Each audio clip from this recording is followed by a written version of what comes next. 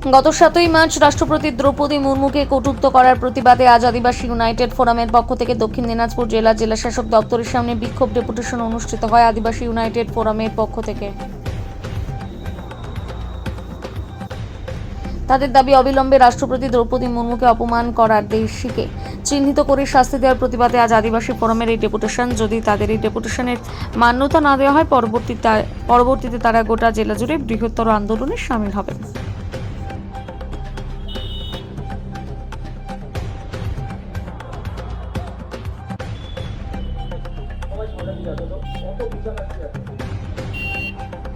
এখানে আমাদের 140 কোটি ভারতবাসীর রাষ্ট্রপতিকে অপমান করে।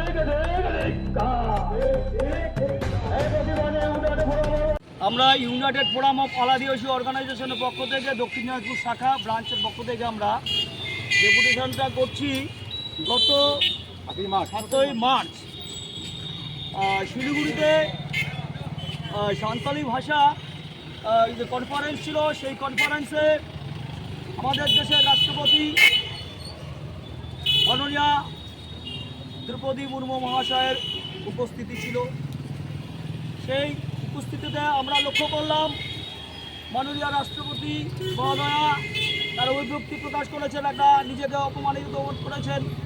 সেই অপমানের বিরুদ্ধে এবং সরকারি যে প্রশাসনের যে ক্রাইটেরিয়া বলুন বা আপনার যে পদ্ধতি বলুন, সেই পদ্ধতি অনুযায়ী তাকে যে সঠিকভাবে মর্যাদা দেওয়া হয়নি, সে মর্যাদা হানি করা হয়েছে, তার এই প্রতিবাদে আজকে আমরা ডেপুটেশনটা করছি ইউনাইটেড ফোরাম অফ অল আদিবাসী অর্গানাইজেশনের পক্ষ থেকে।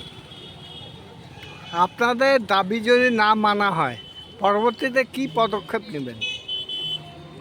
আমাদের আজকের মূলত যে মাননীয় রাষ্ট্রপতি দ্রৌপদী মুর্মু মহাশয়ের অপমান, সেই অপমানেরকে আমরা ধিক্কার ঘৃণা জানিয়ে আমরা আমাদের প্রতিবাদ করছি।